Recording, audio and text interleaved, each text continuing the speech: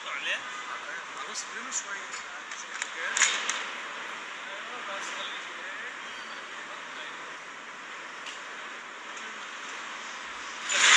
الله اكبر الله اكبر.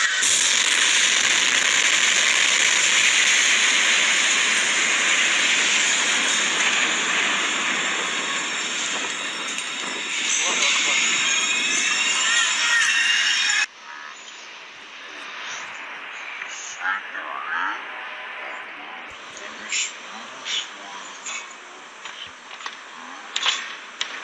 For my big day, like for 2 weeks, I was so happy, like all the other girls. I'm getting married. My parents are gonna be happy seeing me in a white dress. I'll be looking like a princess and everything.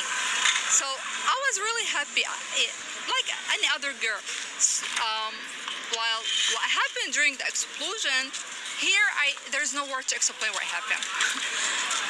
I feel so sad. Trust me, what you see now, the smile and everything, it wasn't there totally yesterday. I was shocked. I was wondering what happened. Am I going to die? How I'm going to die? When I was there, everybody was telling me, we are glad that you are safe, we're happy you are safe, alhamdulillah and everything, but I was like, yeah, alhamdulillah, but still I'm not believing what happened. Please don't talk about it anymore. I was like in a dream. So after that, my husband told me we have to continue. We can't stay, we can't stop it, we can't. We have to continue. And I was like, yeah, okay, why not? We'll continue. But I wasn't living the morning actually. I was just legs walking, my face was smiling, my lips was smiling, that's it, not more.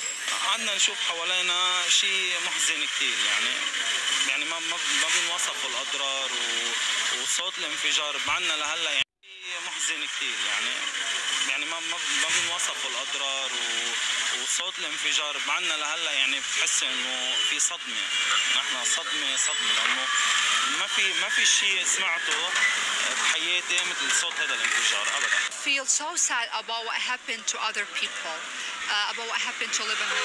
When I woke up and I saw the damage that happened to Beirut, the one thing I said was, Alhamdulillah, we're still alive. نحن حاجزين بالجري هون وعلى اساس بدنا ننزل نتصور ونرجع نطلع نتصور.